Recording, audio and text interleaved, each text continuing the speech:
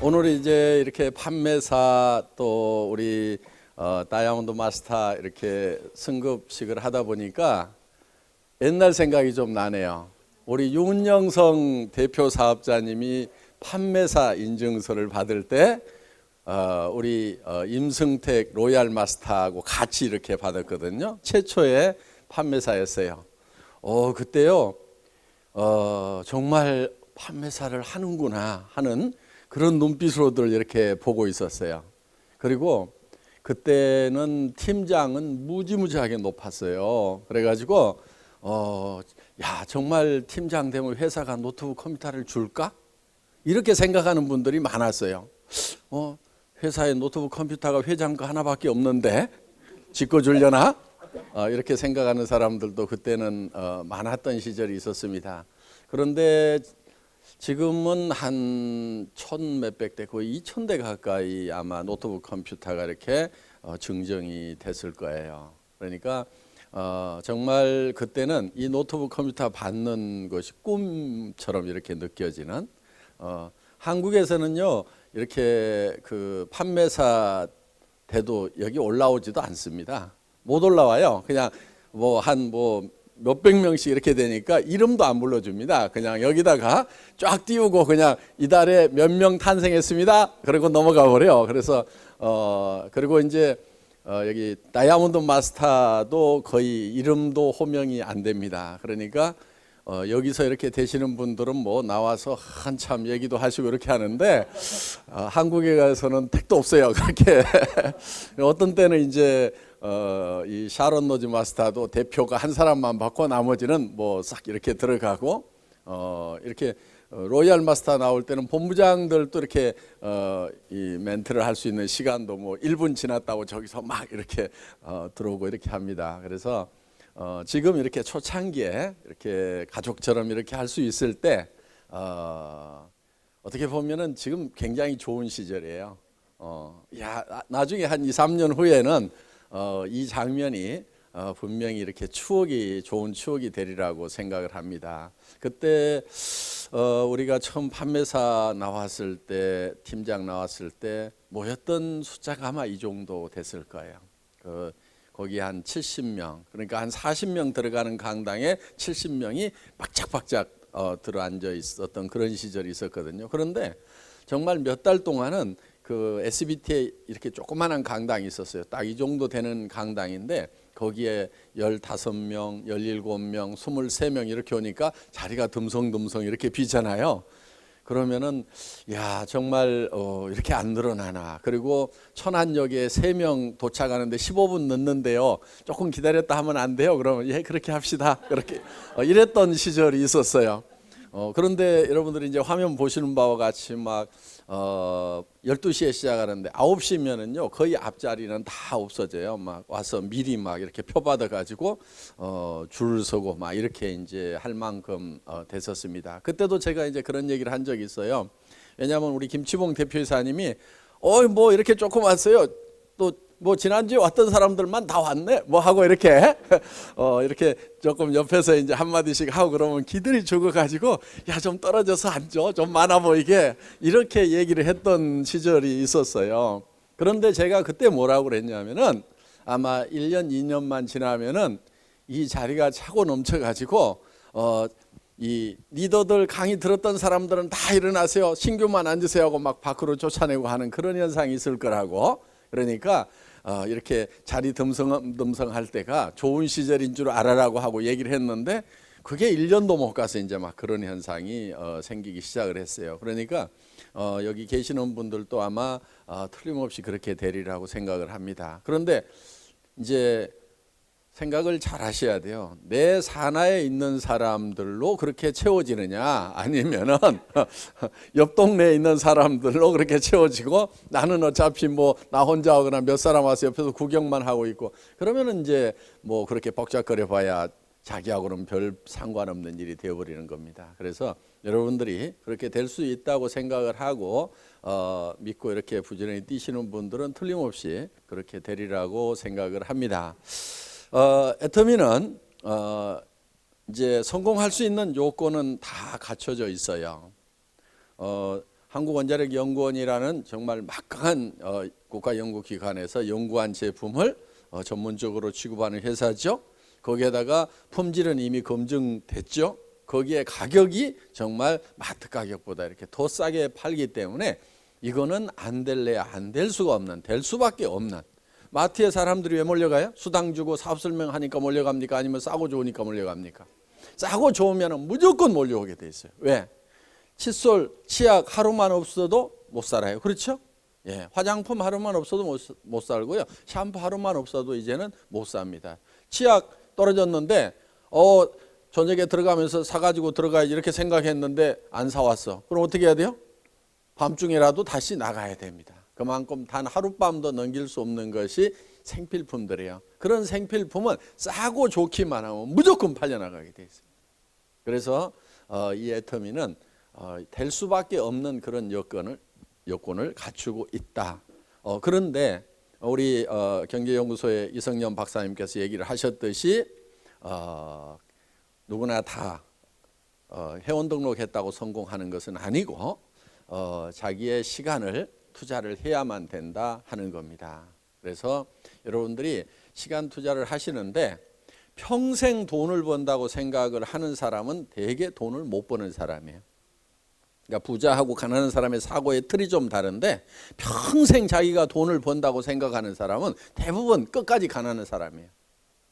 돈은 일정 기간 안에 딱 벌고 돈 버는 문제를 해결을 해버려야 됩니다. 그래서 평생 쓸 수 있는 돈을 3년에서 5년 동안에 벌어야 돼요.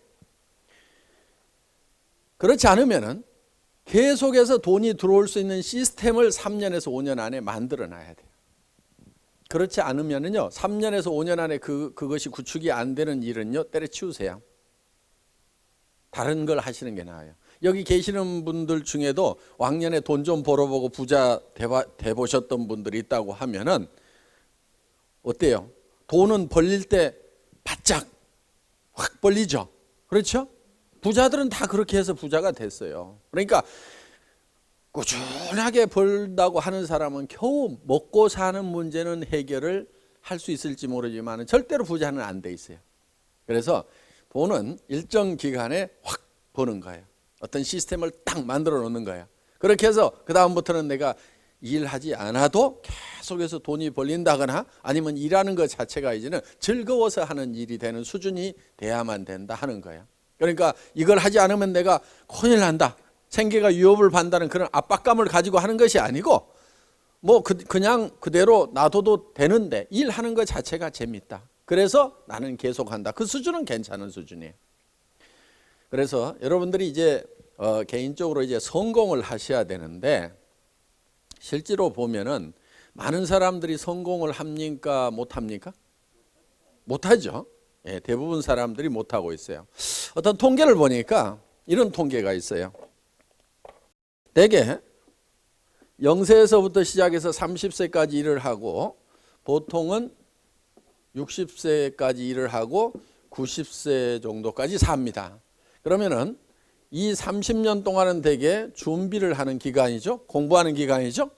대개 한 30년 정도는 일을 나름대로는 열심히들 합니다. 그리고 한 30년을 노후를 보통 보내게 되는데 이 60세쯤 됐을 때 30년 동안 준비하고 30년 동안 나름대로는 잘 살아보겠다고 열심히 일을 한 결과 통계를 내보니까 1%의 사람들만이 부자, 즉 성공자가 되어 있고 4%의 사람이 경제 문제를 해결을 했고, 그러니까 부자는 아니지만은 먹고 사는 데는 지장이 없는 거예요. 약 10%의 사람은 이제 은퇴를 해야 되는 나이인데도 생계를 위해서 하루하루 벌어먹기 위해서 계속 일을 해야 되는 이런 상황에 놓여 있고 15% 정도의 사람은 타계를 했더라 이거예요. 나머지 70%의 사람이 빈곤 상태에서 일도 없는 상황에서 노후를 맞이하게 되더라 하는 겁니다. 이게 오래전 통계이기 때문에 꼭 맞는다고 이렇게 볼 수는 없지만은 개략적으로 공감이 가는 부분은 있습니다. 그래서 정말 많은 사람이 성공을 하려고 그러는데 5% 사람만이 성공을 하고 실제로 95%의 사람들은 인생이 실패가 되더라 하는 거예요. 그럼 왜 이렇게 많은 사람들이 실패를 하는가? 결국 30년 동안이나 준비를 하고 30년 동안이나 나름대로 잘 살아보겠다고 악착같이들 살았는데 왜 이렇게 많은 실패자가 나오는가 하는 거예요. 여기 미국에 카네기라는 사람이 있었습니다. 철공왕. 그는 아주 가난한 집의 아이로 태어났어요. 그런데 아주 부자가 됐습니다. 자기가 다시 가난한 집의 아이로 태어난다고 하면은 자기는 다시 부자가 될 수 있겠는가를 생각해 보니까 자기는 100% 부자가 될 수가 있는 거예요. 그리고 다른 사람들을 보니까 부자가 될 수가 있는데도 부자가 되지를 못하고 있는 모습을 발견을 한 거예요. 자기는 다시 가난한 집의 아이로 태어난다고 하더라도 100번을 태어나도 100번 다 부자로서 생을 마칠 수가 있더라 하는 거예요. 그거는 어떻게 하면 성공을 할 수 있는지, 어떻게 하면 부자가 되는지 하는 성공의 법칙을 본인은 알고 있었던 거예요. 많은 사람들이 인생을 실패를 하는 이유가 어떻게 성공하는지 그 성공의 법칙을 모르고 있고 학교에서는 더더욱 가르치지 않았고 그래서 어떻게 성공하는지를 모르고 있더라 이거예요. 그래서 이 성공의 법칙이라는 것을 알면은 누구든지 성공을 할 수가 있겠다. 그래서 자기가 알고 있는 이 성공의 법칙을 많은 사람들에게 좀 알려줘야 되겠다 해서 나폴레옹 힐이라는 청년을 선택을 해서 앞으로 20년 동안 이 성공의 법칙을 집대성을 하라고 얘기를 합니다. 그런데 이 성공의 법칙이라는 것은 이 법칙대로만 하면은 성공을 하는 거예요. 성공을 하는데 그럼 이 법칙이라는 것은 누가 아무렇게나 정한다고 해서 법칙이 되는 것은 아니다 하는 겁니다. 마치 어떻게 보면은 북쪽은 이미 정해져 있습니다. 오늘 여기 뉴저지에 오다 보니까 전 지금 동서남북이 헷갈려요.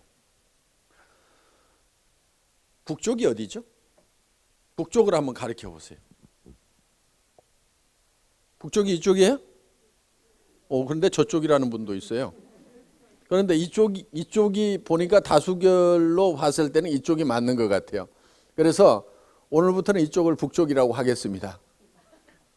그렇다고 꼭 이쪽이 북쪽인지 아닌지는 모르는 거예요. 자, 뭘 가지고 확인을 해야 됩니까? 나침판을 가지고 대봤더니 저분 혼자 저쪽이라고 그랬는데 저게 맞을 수도 있어요. 그러면은 모든 사람이 다 이쪽이라고 주장을 했더라도 나침반이 가르치는 북쪽이 바로 북쪽이 된다는 겁니다. 그렇기 때문에 북쪽이라는 것은 이미 정해져 있다 이거야. 그래서 이거를 스티븐 코비는 정북향의 원리다 이렇게 얘기를 했습니다. 이거는 일종의 자연 법칙인 거예요. 그러니까 이 자연 법칙이라는 것은 누가 함부로 만들어내 가지고 이것이 법칙이라고 주장한다고 해서 그것이 법칙이 되는 것은 아니고 이미 법칙은 나와 있다 하는 겁니다. 그러니까 이 자연 법칙은 예를 들면 농부가 농사를 지을 때 자연 법칙대로 농사를 지어야 돼요. 자기 마음대로 농사를 지어 가지고는 농사가 되지 않습니다. 자, 여기는 이 북미에는 북미에 맞는 이 자연 법칙이 있어요. 그럼 그 자연 법칙에 맞춰 가지고 농사를 지어야만 된다 하는 겁니다. 예를 들면은 필리핀이나 베트남 같은 경우는 쌀 농사를 지을 때 아무 때나 심고 아무 때나 거두어도 됩니다. 한쪽에서 모짜리 해서 한쪽에서 심고 있고 한쪽에서는 벼베기를 하고 있어요. 항상 여름이기 때문에 1년에 산모작을 하고 아무 때나 심고 아무 때나 거둬도 상관이 없습니다. 거기는 자연 법칙이 그렇게 되어 있어요. 그런데 예를 들어서 한반도에서 아무 때나 심고 아무 때나 거두려고 하면은 그거는 어떤 사람은 되기도 하고 어떤 사람은 안 될 거예요. 예를 들어서 가을에 모신기 하고 있는 사람은 틀림없이 안 될 겁니다. 그래서 그 자연에 맞는 자연 법칙대로 농사를 지어야만 된다 하는 겁니다. 그래서 이 자연 법칙은 농장의 법칙이라고도 할 수가 있다.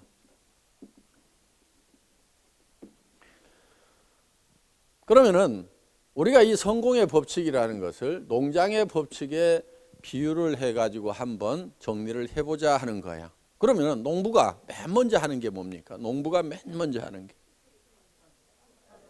예, 어떤 분은 밭갈이를 한다, 어떤 분은 씨를 뿌린다. 아니다, 그보다 먼저 해야 될 게 있다. 농자금을 준비하는 거다. 어떤 사람은 아니야, 농기구를 사와야 밭갈이를 하든지 말든지 할 거 아니냐. 이렇게 여러 가지 얘기들을 하는데요, 실제로 농부가 맨 먼저 하는 것은 무엇을 얼마만큼 거둘 것인가를 결정하는 거예요. 농부가 맨 먼저 하는 것은, 자, 쌀 10가마를 거둬야 되겠다, 아니면 밀 20가마를 거둬야 되겠다. 거기에 따라 가지고 밀밭을 만들 거냐, 물론을 만들 거냐, 아니면 고구마 2가마를 거둬야 되겠다. 그러면은 거기에 맞춰 가지고 씨앗을, 고구마 씨앗을 준비를 할 건지, 고구마를 갖다가 심지요, 그러면 싹 나면 그걸 옮겨 심죠, 그렇게 할 건지, 벼를 갖다 심을 건지 밀을 갖다 심을 건지는 무엇을 얼마만큼 거둘 것이냐에 의해서 결정이 된다 하는 겁니다. 그래서 농부가 가장 먼저 하는 건 뭐예요? 예? 예. 무엇을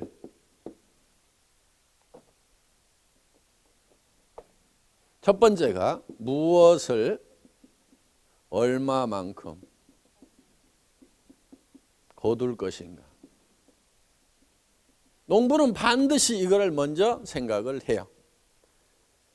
그 다음에 이제 심고 뭐 가꾸고 그러다 보면은 봄에 머릿속에 생각했던 것이, 머릿속에 있던 것이 창고로 들어오게 되어 있다 하는 겁니다. 그러니까 이건 자연 법칙이에요. 그러면은 우리가 성공을 하려고 하면은 성공도 마찬가지로 내가 무엇을 내 인생에서 얼마만큼 거둘 것이냐, 즉 내가 어떤 사람이 될 것이냐 하는 거예요.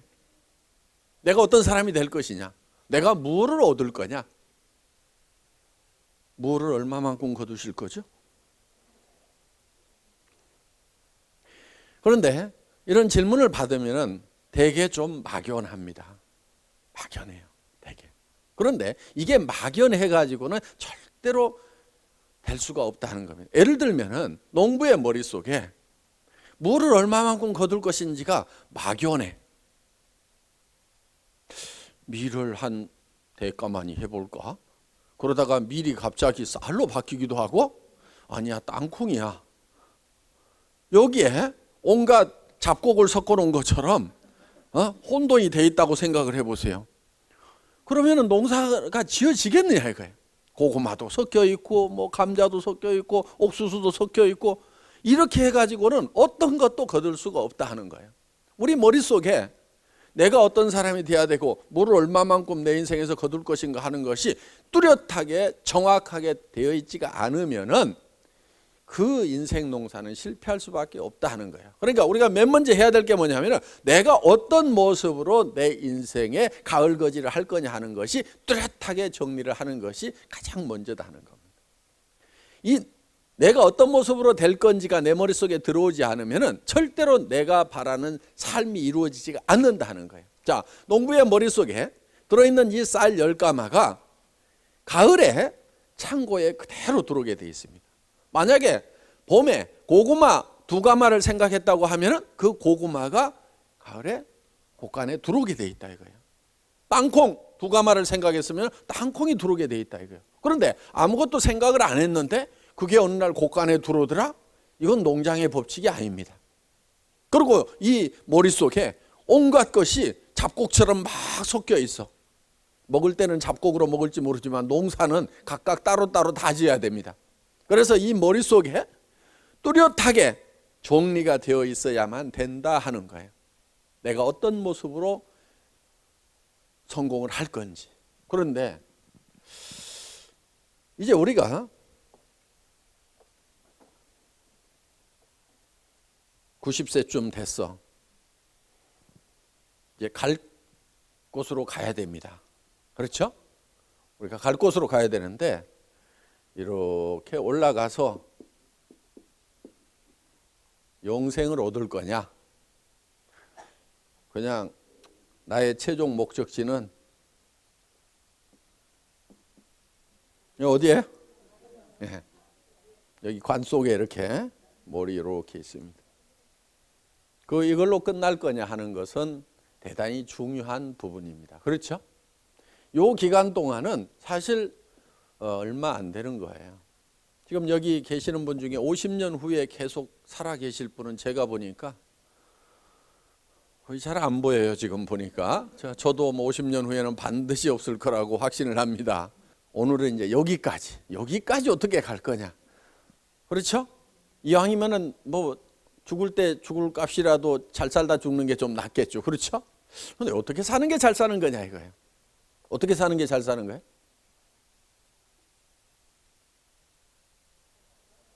참 막막하죠. 네. 저는 이렇게 생각을 해봅니다. 내가 정말 나는 여한이 없다. 여한이 없다. 근데 이 한이, 남은 한이 여한이 있죠.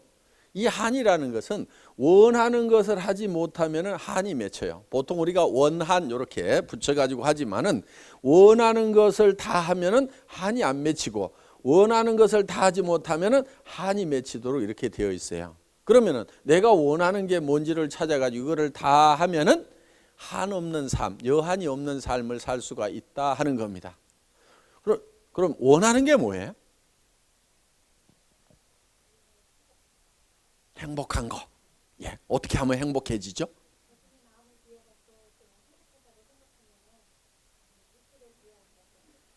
예, 마음만 비우면 행복해진다. 아주 좋은 방법입니다. 예.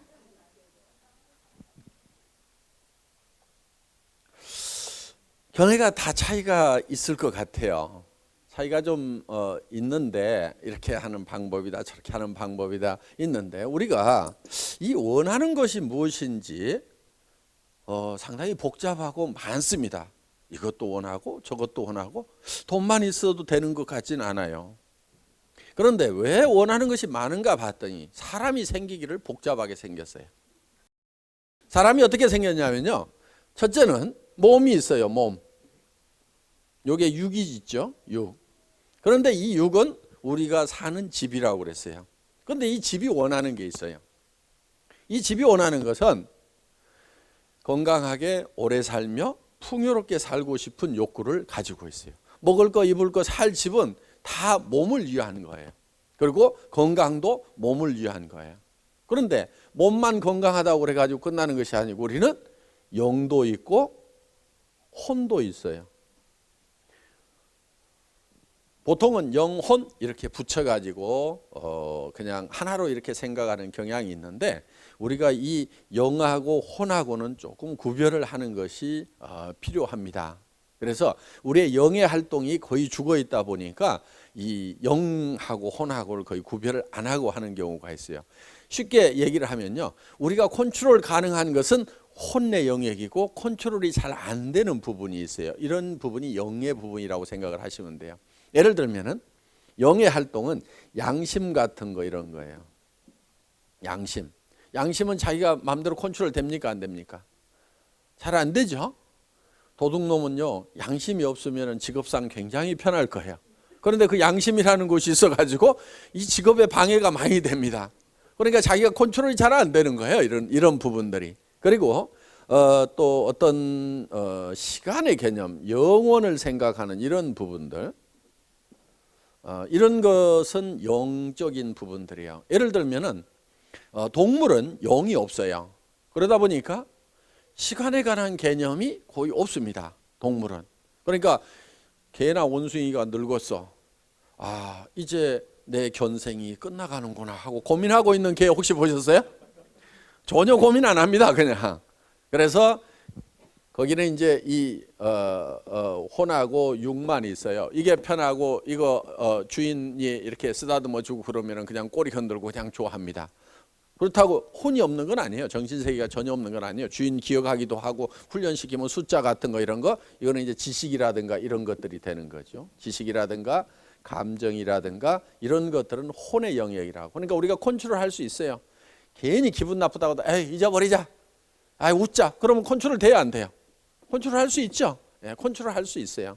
그래서 이런 부분들 또 지식 이렇게 이런 것들 생각하다 안 하고 하고 하는 것들 전부 다 이 혼의 영역이라고 볼 수가 있습니다. 그리고 우리는 환경이라는 걸로 둘러싸여 있다 하는 겁니다. 그래서 우리는 주변 환경에 대해서는 자연 환경과 사회적 환경이 있는데 뭔가 우리는 이로움을 끼치고 싶은 그런 욕구를 가지고 있어요.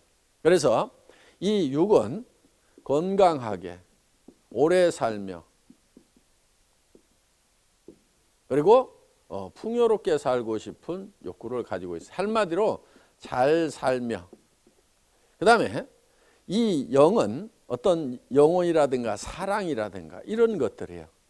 그리고 이 양심 같은 거는 동물에게는 없어요. 개가 이웃집 아저씨 뒷다리를 콱 물어버렸어.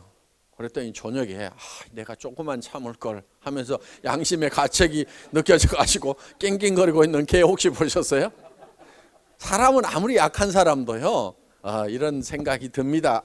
내가 좀 참을 거 이렇게 생각이 들지만은 개나 뭐 이런 짐승들은요 전혀 이 양심이라는 게 없어요. 그래서 이건 이 양심이라는 것은 하나님이 창조주가 우리 속에 넣어놓은 하나님의 등불이다 이렇게 돼 있어요. 그러니까 이 양심의 불빛에 의해 가지고 우리가 이 선악을 이렇게 구별하도록 이렇게 되어 있습니다. 그런데 이 양심을 자기가 자꾸 무시하면은 이 양심도 희미해져요.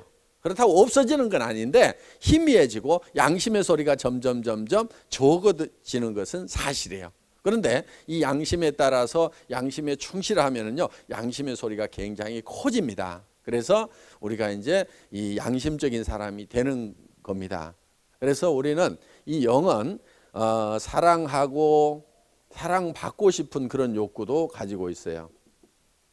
그 다음에 우리는 이 미지의 세계에서 알고 싶은 배우고 싶은 지적 욕구를 혼은 가지고 있습니다. 그리고 사회와 이 자연에 대해서 우리는 공헌하고 싶은 삶을 살고 싶은 욕구를 가지고 있어요. 그래서 이 네 가지가 골고루 다 만족이 되어야만이 우리는 여한이 없는 삶을 살 수가 있다 하는 겁니다. 예를 들면은 이런 거예요.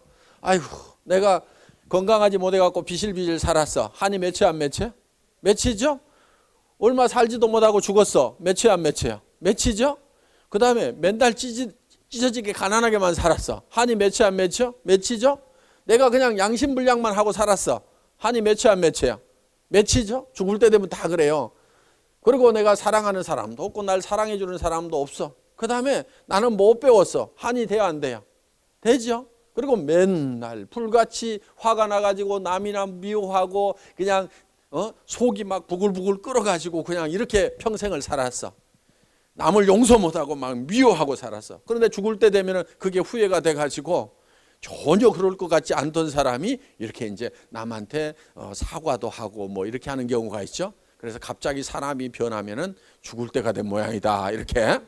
그래서 이제 그렇게 강팍하던 사람들도 죽을 때가 되면 이제 그거를 포기하고 이렇게 놓는 그런 모습을 보는 겁니다 우리가. 그리고 우리는 사회나 자연에 대해서 참 아무 쓸데없는 사람이었다 그렇게 생각하면은 후회가 될 수가 있다 하는 겁니다. 그렇기 때문에 우리는 여기에 이렇게 뭔가를 공헌하고 싶은, 그래서 사람은 이름을 남긴다고 하는 것이 바로 뭔가 공헌했다는 그런 것들을 남기고 싶은 그런 생각을 욕구를 가지고 있다 하는 거예요. 그래서 나는 그냥 나 혼자 잘 먹고 잘 살았는데 내가 세상을 위해서 남을 위해서는 뭔가 아무것도 한 것이 없는 참 쓸데없는 사람이었구나.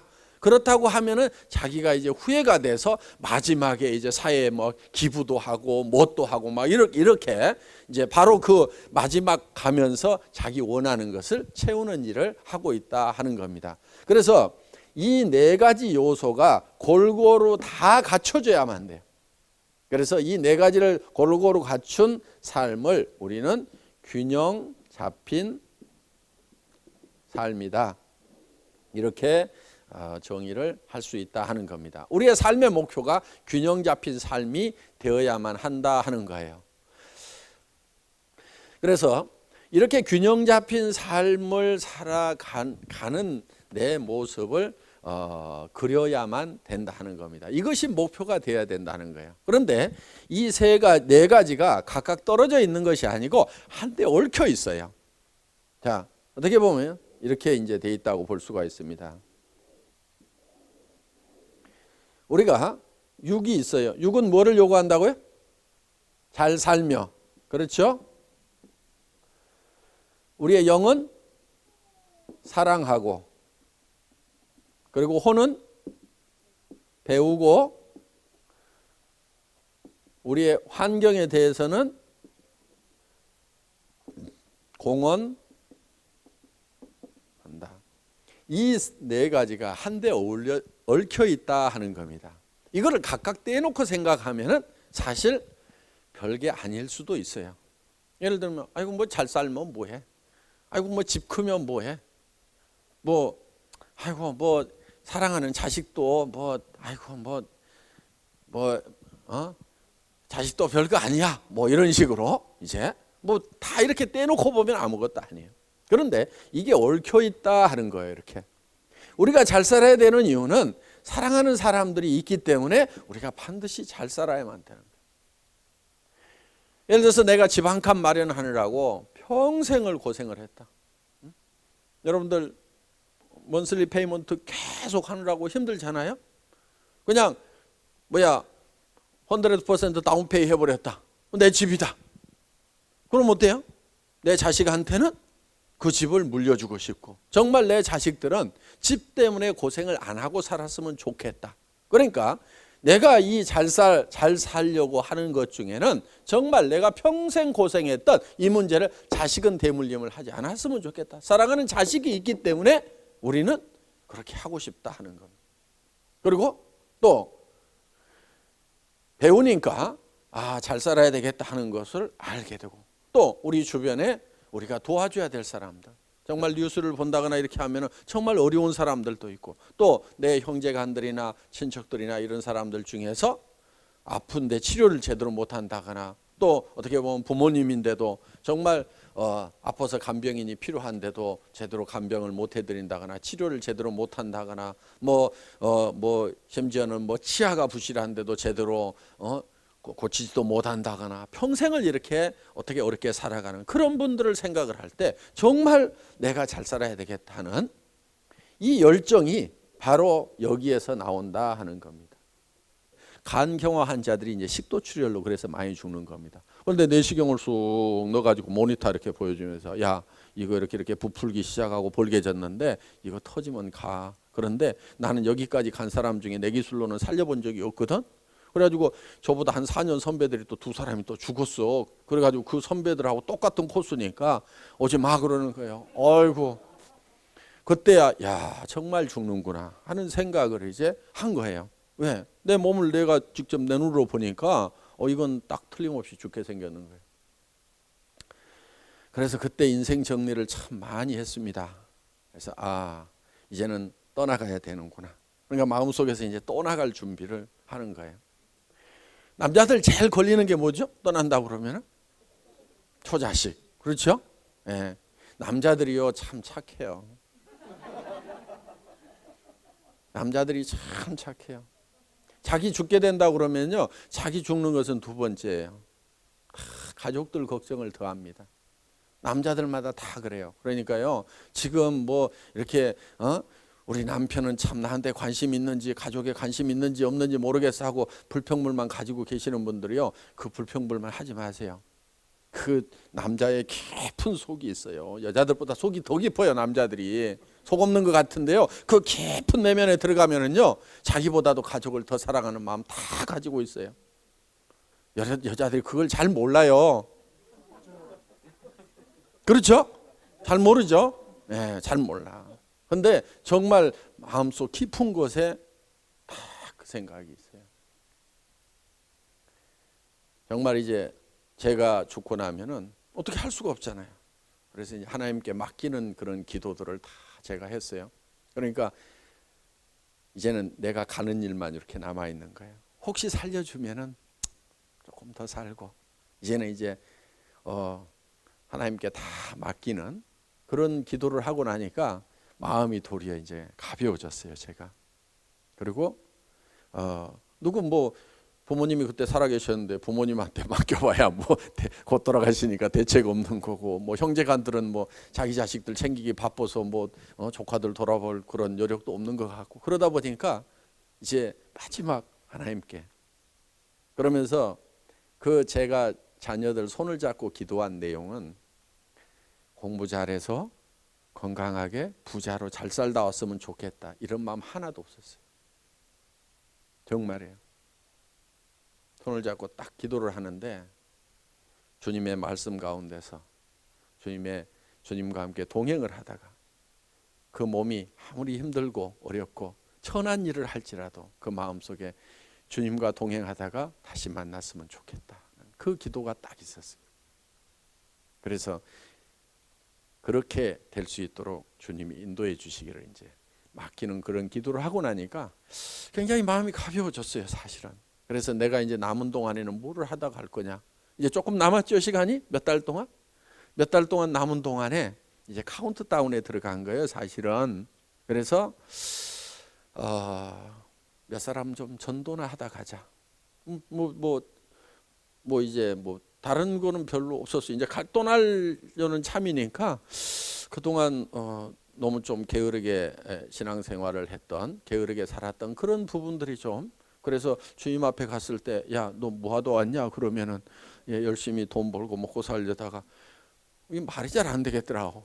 그래서 마지막에 내가 조금 가가지고 조금은 그래도 이거 막판에 조금 했습니다 하고 이렇게 내놓을 거리가 좀 있어야 되겠다 해서 그때 사실은 입 다물고 있다가 이제 전도를 하기 시작을 했었습니다. 그러다 보니까 이제 전도를 하면서 그냥 전도하려니까 안 되잖아요. 길거리 다니면서 예수천당해 갖고는 손가락질만 당하겠고.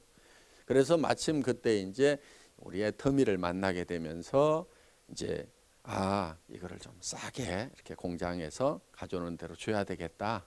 그러면은 그 물건 싸게 받기 위해서 사람들이 오면은 자꾸 이제 성경 얘기하는 거예요.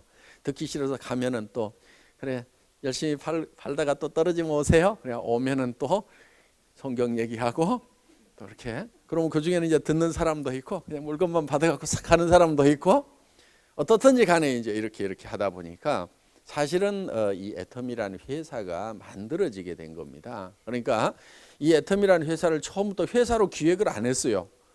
맨 처음에 만든 그 노트북에는 사실 회사로 되어 있지 않고 판매자 조합 이렇게 만들어 놨어요. 나도 팔고 그다음에 판매원 들어오면은 그냥 공장도 가격에 내가 봉사하면 되잖아요. 그렇죠? 가서 사올 때 조금 더 사와 그렇게 나눠주면 되고 이렇게 해서 다 판매자 조합이 되고 나중에 일거리가 많아지면은 자 100원씩 200원씩 떼세요. 이 여직원 월급 하나 주게요. 이렇게 해가지고 또 월급 주고 그런 일 시키고 이렇게 각자가 다 팔면은 좋겠다는 그런 생각에서 세일즈 유니온을 하나 만들어야 되겠다. 사실은 이렇게 시작을 했는데 그게 사람들이 너무 많이 온 거예요. 공장에서 가져온 대로 막 싸게 주니까 사람들이 너무 몰려와 가지고 사실은 법인 형태로 회사를 차릴 수밖에 없는 이런 상황에서 이 회사가 사실은 만들어진 겁니다. 그러니까 사원부터가 영혼을 소지 생각을 경영한다.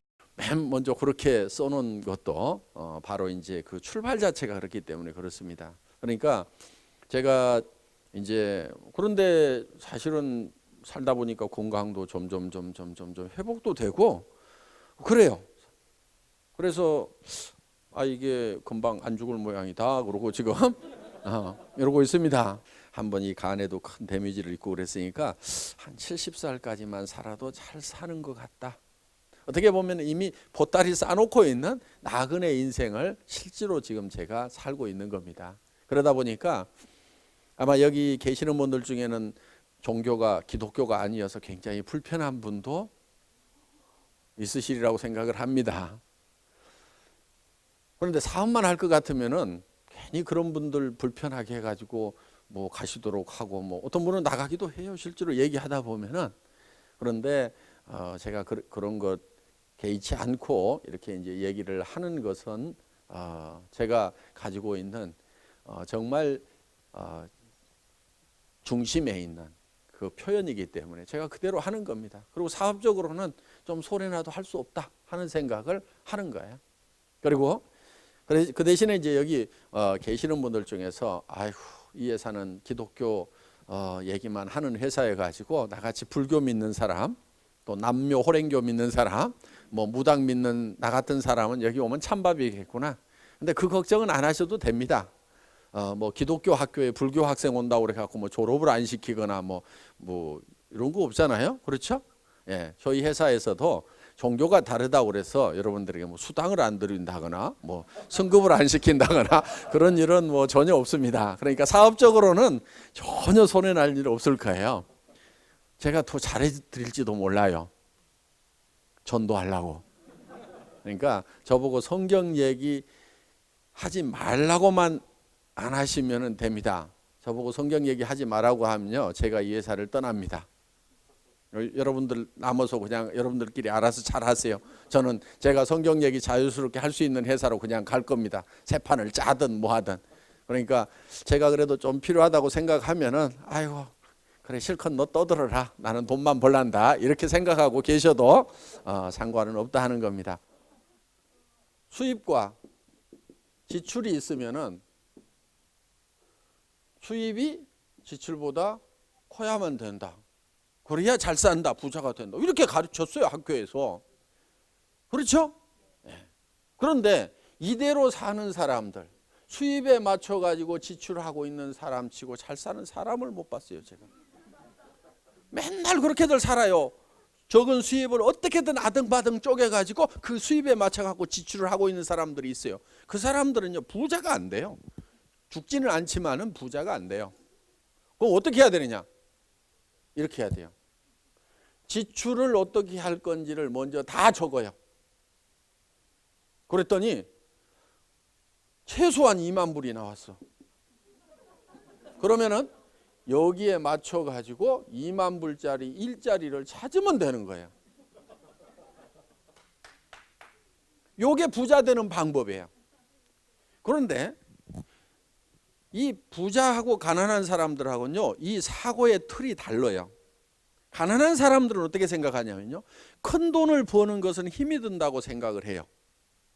자, 한 달에 5천 불 버는 것보다 5만 불 버는 것은 10배나 힘이 든다고 생각을 해요. 나는 5천 불만 버는 것도 힘이 드는데 5만 불, 아이고 나는 기절해, 이렇게 생각들을 해요. 그런데 실제로 돈을 벌고 부자들은요, 그렇게 생각을 안 해요. 자, 물어보세요. 한 달에 5천 불 벌고 있는 사람한테 돈 버는 게 힘들어요, 힘 안 들어요 물으면 뭐라고 대답해요? 다 힘들다고 얘기해요. 5만 불 버는 사람한테 한번 물어보세요. 돈 버는 게 힘들어요 물어보면요, 아니요, 뭐 할만해요, 다 이렇게 얘기해요. 한 달에 50만 불 버는 사람한테요, 돈 버는 게 힘들어요 물으면요, 아이고 널린 게 돈이고요, 돈 버는 것처럼 재밌는 게 없어요, 이렇게 얘기를 하고 있다 이거예요. 그런데 가난뱅이들의 사고방식은 뭐냐면 돈을 많이 버는 것이 힘들다고 생각을 하는 거예요. 그러니까 절대로 이런 지출 계획을 먼저 안 짜고 뭘 해야 하냐면 수입에 맞춰가지고 악착같이 거기에 맞춰서 지출을 하고 있다는 거예요. 그러니까 학교에서 가르쳐 주는 거 가지고요, 그대로 해서 부자가 되는 것은 아니에요. 한때 대한민국은 저축을 해라 막 할 때 미국은 무슨 얘기가 나왔냐면은 뭐라고 얘기했죠? 소비가 미덕이라는 얘기가 있었어요. 그때 이해가 잘 안 갔어요. 왜 소비가 미덕이라고 그러냐? 우리나라에서는 저축을 강조하고 막 포스터 붙이고 뭐하고 학생들한테 다 통장 하나씩 만들라고 이렇게 했을 때, 그런데 지금 와가지고 대한민국도 소비가 문제가 되는 거예요. 소비가 미덕이라고 얘기를 하는 거예요. 그거는요, 개인 경제를 중심으로 해서 하는 얘기가 아니에요. 고시경제를 중심으로 해갖고 얘기를 하기 때문에 그런 얘기가 나오는 거예요. 그때 미국은 이미 공장 다 지어놓고 물자가 넘쳐나니까 공장을 돌리려면 소비를 해줘야 되는데 소비를 안 하고 있으니까 이게 문제가 된다 이거예요. 지금 일본이나 미국이나 한국이나 다 뭐가 문제냐면 소비가 문제인 거예요. 그래서 이게 소비가 안 돼가지고 지금 학자들이 골머리를 앓고 있는 거예요. 그러면은 지금 개인이 성공하느냐 안 하느냐에 국가는 별 관심이 없어요. 어디에 관심이 있냐면 국가 경제가 돌아가느냐 안 돌아가느냐, 여기에 포커스를 맞춰가지고 모든 정책들을 지금 발표를 하고 가르치고 있단 말이에요. 그래서 대한민국도 이미 공장 다 지어놨으니까 우리가 처음에는 공장 띄울 돈이 없으니까 저축을 강조를 했어요. 그런데 그때 저축해가지고 부자 된 사람보다는요, 저축한 돈 빚내다가 공장 차린 사람들이 다 부자 됐어요. 그렇죠? 그러면은 저축하라고 그럴 때 뭘 했어야 돼요? 빚을 졌어야 돼요. 빚을 졌어야 돼. 그 사람들이 지금 다 재벌되고 회장들이 다 됐단 말이에요. 그 돈 빚내다가 공장 차리고 난리치고 땅 사라고 했던 사람들이. 그러니까 저축을 하면 안 됐어요 그때. 지금 이 부자의 사고의 틀하고 가난한 사람들의 사고의 틀 차이 때문에 이게 부자가 되고 가난뱅이가 되고 하는 거예요. 그건 능력 때문에 그러는 거 아니에요.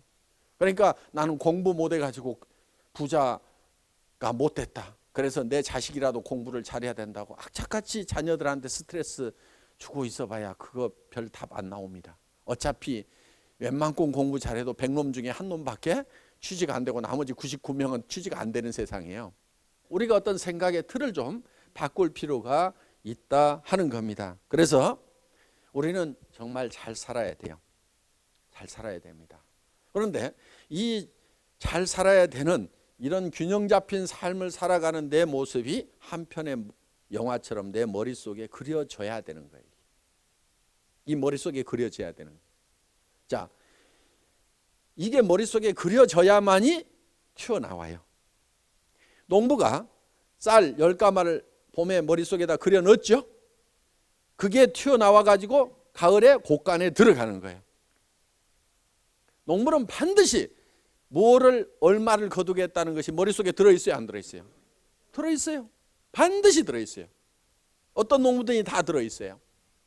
그래서 농장의 법칙대로 농사를 짓기 때문에 대부분의 농부들이 농사에 성공을 합니다. 가끔 풍수해가 있고 그래가지고 뭐 2% 5% 뭐 망치는 사람들도 있지만은 농사 지으면 어때요?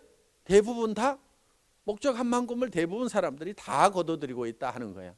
자, 우리도 성공의 법칙대로만 살면은 대부분 사람들이 다 성공을 할 수가 있어요. 뭐 갑자기 뭐 병에 들거나 사고를 당하거나 하는 뭐 우연히 그런 일을 당하는 경우도 있겠지만은 대부분의 사람들은 다 성공을 해야 된다 이거. 그런데 성공을 하는 데 있어서 그 요건이라는 것을 보니까 꼭 머리가 좋아야만 성공하느냐 그것도 아니더라 이거예요. 머리 나쁜 사람도 성공을 하더라. 학교를 많이 다녀야 되냐? 그렇지 않은 사람들도 성공자들의 속에는 있더라 이거야. 또 건강해야만 성공하느냐? 그렇지 않은 사람도 있더라 이게. 예를 들면 루즈벨트 같은 경우는 아주 중증 장애인이었잖아요. 그런 사람도 성공을 하는 거예요. 휠체어만 타고 다니는 사람도. 아주 뭐 에디슨 같이 학교 몇 달 안 다닌 사람도 성공자가 되더라 이거예요. 그래서 그런 이제 성공자들을 쭉 한 500여 명을 분석을 해보니까 공통점이 있었어요. 그 머릿속에 뭔가 확실하게 그리고 있는 게 있더라 이거예요. 그래서 우리 머릿속에도 그거를 그려 넣어야만 된다 하는 겁니다. 그래서 성공한 내 모습을 내 머릿속에다 그리지 않으면은 성공자로 튀어나오지가 않아요. 내가 성공한 모습은 어디서 튀어나오면 내 머릿속에서 튀어나오게 돼 있는 거예요. 머릿속에 원하는 삶이 딱 그려져 있지 않으면은 3년, 5년 후에도 똑같은 혼돈 상태에 있을 거예요. 내 머릿속에 그리고 있는 나의 모습이 희미하고 또 정확하게 정리가 되어 있지 않다 하면은요 3년 5년 후에도 틀림없이 그런 삶을 살고 있을 거예요. 왜? 보이지 않는 데서 튀어나오는데 이 머릿속에 혼돈 상태에 내 모습이 그려져 있으면은 3년 5년 후에도 혼돈된 삶을 살고 있다 하는 거예요. 그러면은 3년 5년 전에 그리지 않았으면 지금 그려야 되는 거예요. 그러면 3년, 5년 후에는 틀림없이 내 머릿속에 그리는 삶이 내가 살고 있는 삶이 된다 하는 겁니다. 정말 그런 삶을 사는 모습을 우리 머릿속에 한번 그려보자 하는 거예요. 돈 때문에 막 찌들려가고 사는 것이 아니고 빚 싹 갚아버렸고 그 다음에 먼슬리 페이먼트 하는 거 다 없어졌고 그리고 통장에 그냥 몇십만 불 이렇게 들어있고 그래서 뭐 아이고 한 1, 2년, 3년, 한 5년은 막 그냥 인컴 없어도 그냥 푹 마음 놓고 쉴 수 있다. 그런데 계속 우리는 한 달에 6번 수당 들어오잖아요. 계속 이렇게 들어오니까 아이고 그 돈 다 쓰지도 못해 그냥 뭐 쌓여 있겠지 뭐 돈에는 별 관심 없고 이렇게 살아갈 수 있는 삶의 모습을 한번 그려보자 이거예요. 그런데 그게 먼 나라 얘기가 아니고 우리 애터미 안에도 이미 그런 삶을 살고 있는 사람들이 있어요. 시작할 때 보셨죠? 4천만 원, 5천만 원 들어오는 사람들. 이 사람들은 그렇게 살 수 있어요. 물론 워낙 깊이 지하층을 파고 들어가 가지고 지상층까지 올라오는데 한참들이 걸리더라고. 지금쯤은 좀 잘 살아야 되는데 1년, 2년 동안 빚 갚느라고 정신들이 없어. 그래서 워낙 이렇게 깊이 들어갔던 사람들이 이렇게 지상층까지 올라오는 데는 한참 걸립니다. 이게 이제 지금부터 조금씩 이렇게 이제 층수가 올라가는 것이 보일 거예요. 어떻든 그래도 다 월세 단칸방 살고 막 하던 사람들이 지금은 40평, 50평, 70평짜리 아파트들 샀는지 뭐 어떻게 들어갔는지 하여간 들어가서 살고들 있어요. 그러니까 좀 뭔가 이렇게 삶의 모습들이 조금씩 이렇게 달라져 가는 그런 모습들이 실제로 보입니다. 그런데 그 사람들이 그런 모습이 되기 전에 3년 전, 4년 전에 이 석세스 아카데미에 와서 그걸 그려놨어요. 그래서 내가 정말 어떤 것을 배우고 또 사회적으로도 이렇게 기여를 하면서 살아가는 그런 모습. 이번에 우리 애터미에서 이제 그 바자를 했습니다. 그래서 거기에 이제 모아지는 성금을 가지고 IAEA 국제 원자력 연구소죠. 인터내셔널 그 애토믹 에너지 어소시에이션에서 이 팩트 프로그램이 있어요. 그래서 이 후진국의 암 환자 어린이들을 돕는 프로그램이에요. 그런데 이제 저희가 거기에 이제 기부를 하기 위해서 이렇게 바자회를 했습니다. 그런데 집에 있는 것들을 가져와 가지고 다 싸게 팔았어요. 우선은 우리 주변 사람이 도움을 받아야 돼요. 그러니까 우리 애터미 회원 중에도 좀 어려운 분들이 있어요. 그래서 그분들이 예를 들면 뭐 5분의 1 가격에 10분의 1 가격에 사가니까 일단 도움을 받죠. 그리고 거기서 나온 돈들이 있어요. 그 돈이 이제 816만 8천 원이었는데 제가 이렇게 했어요. 이 돈이 얼마가 나오든지 간에 동일한 금액을 보태 가지고 기부를 하겠다 하는 그런 조건으로 이제 바자회를 한번 합시다. 그렇게 해서 이렇게 이제 모아졌습니다. 그리고 여기 보면은 이제 이 회사 사과가 들어 있는 요 CD가 있어요. 그래서 이거를 이제 15,000개를 만들었는데 이거를 2,000원씩에 팔았어요. 그리고 그 2,000원 전액을 기부를 하겠다. 이렇게 해서 그러니까 이제 이걸 가져가는 분들은 공짜로 가져가고 2,000원씩을 이 팩트에다가 기부를 하는 겁니다. 그럼 회사는 이거 제조 비용이 들어갔을까요? 안 들어갔을까요? 들어갔겠죠?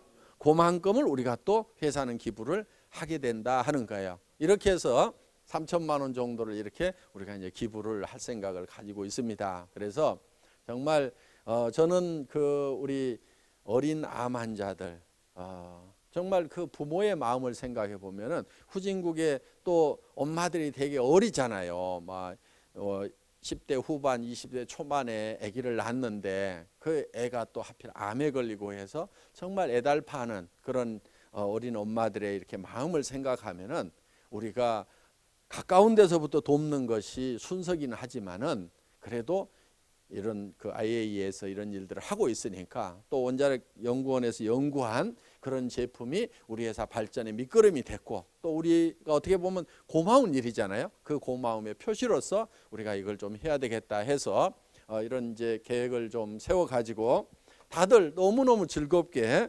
열심히 이렇게 협조를 해 주셔 가지고 이런 일도 우리가 이제 할 수 있게 됐어요. 그래서 이런 공헌하는 것이 어떻게 보면 굉장한 즐거움이더라 하는 거예요.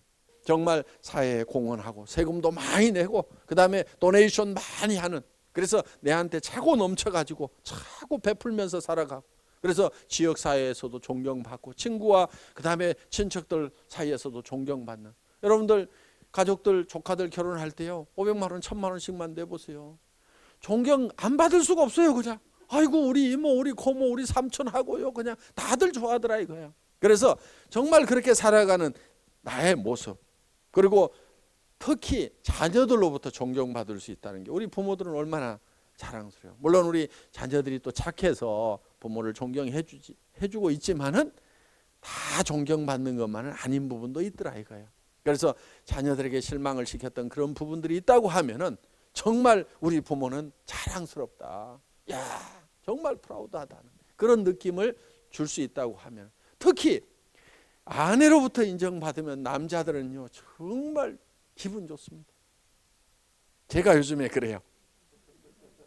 아유 제가 요즘 존경받습니다. 그런데 또 아내도 남편으로부터 인정받고 존경받으면요 기분 좋아요 안 좋아요?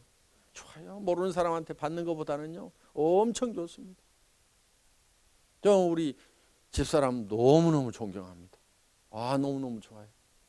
아주 유능해요. 그리고 저는 아내하고 사는지 전무이사하고 사는지 모르겠어요.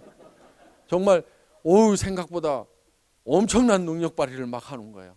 그래서 참 대단하다 하는 그런 생각을 참 많이 해요. 굉장히 지금 푼수 같은 얘기지만은요, 솔직한 얘기예요. 지금 워낙 솔직하게 얘기다 보니까 지금 푼수 티가 막 납니다. 지금 마누라 자랑하면 뭐 팔푼이에 들어간다고 그러는데, 어떻든 저희 부부는 굉장히 이렇게 서로 존경하고 사랑하는, 그러니까 제가 아내로부터 인정받는다는 게 너무 기분 좋은 거예요. 여기도 그런 분들 있잖아요. 지금 배우자한테 이 잡에 대해서, 애터미 사업에 대해서 인정 못 받고 막 하면 어때요? 되게 막 속상하고 그래요. 그러니까요, 오늘 여기 오신 분들은 최소한 남편, 아내에 대해서요 막 박수 좀 쳐주세요. 하다가 망할 값이라도 좀 하게 놔두세요. 좀 뭐 홀거리 말리고 뭐 전에 다른 거 하면 뭐 얼마나 잘했어요. 뭐 하여간 우리가 좀 이 사랑하는 사람으로부터 인정받을 수 있다는 게 어떻게 보면 굉장히 자부심을 느낍니다. 그래서 정말 남편으로부터 존경받고, 아내로부터 이렇게 존경받고, 자녀들로부터 존경받고, 부모들이 막 자랑스러워하는 그런 형제간들이 정말 이런 형이 있어서, 이런 동생이 있어서 정말 의지가 된다. 내가 만약에 어떤 살아가다가 어떤 어려움을 겪더라도 나를 도와줄 사람이 있다는 거, 그게 얼마나 주변 사람들에게 이렇게 안정감을 주는지 모릅니다. 그래서 가족이나 친척들에게 이렇게 안정감을 줄 수 있도록, 저 형이 있으니까 내가 하다가 뭐 넘어지더라도 저 형한테 좀 기댈 수 있다. 그래, 내가 좀 잡아줄 수 있다. 이렇게 된다고 그러면요, 굉장히 정말 살맛이 납니다. 그래서 정말 그렇게 살맛 나는 그런 모습, 그런 삶을 살아가고 있는 내 모습을 머릿속에다가 그려 넣어야 된다 이거예요. 오늘 강의 마치도록 하겠습니다. 수고하셨습니다.